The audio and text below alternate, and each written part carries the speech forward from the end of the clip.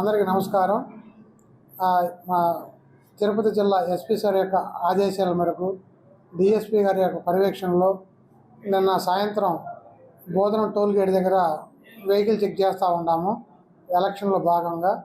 అలాగే నిన్న సాయంత్రం 9 గంటల టైంలో ఒక కారు నర్సీపట్నం శ్రీకాకుళం నుంచి చెన్నైకి వెళ్తూ ఉంది.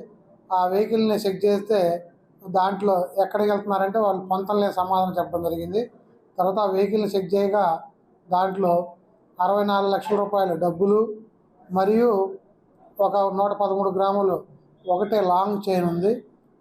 దాని గురించి బిల్లులు కానీ అడిగితే ఎలాంటి బిల్లులు చూపించలేదు. దానివల్ల వాటిని సీజ్ చేసి ఐటీ డిపార్ట్మెంట్కి పంపించడం జరుగుతుంది. అలాగే ఎవరైనా కూడా ఈ రాబోయేది కూడా ఎలక్షన్ టైము, ఎవరు కూడా ₹1,00,000 కానీ 50,000 కంటే ఎక్కువ కూడా తీసుకెళ్ళకూడదు అనేది ఒక ఎలక్షన్ కమిషన్ చెప్పడం జరుగుతుంది. అనవసరంగా తెలిసో తెలియకో డబ్బులు తీసుకెళ్ళే మటుకు ఇబ్బందులు పడాల్సి వస్తుందని పోలీసు వారి యొక్క విజ్ఞప్తి.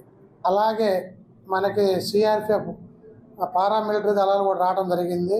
అలాగే 2 రోజుల క్రితం కూడా గూడూరులో కూడా మార్చిపాటు చేయడం జరిగింది.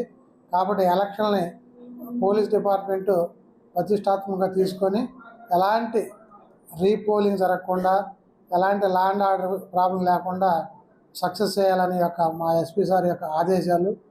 కాబట్టి అందరం కూడా కట్టుకొని ప్రశాంతంగా ఎలక్షన్ చేయాలని కంకణం కట్టుకొని ఉన్నాము.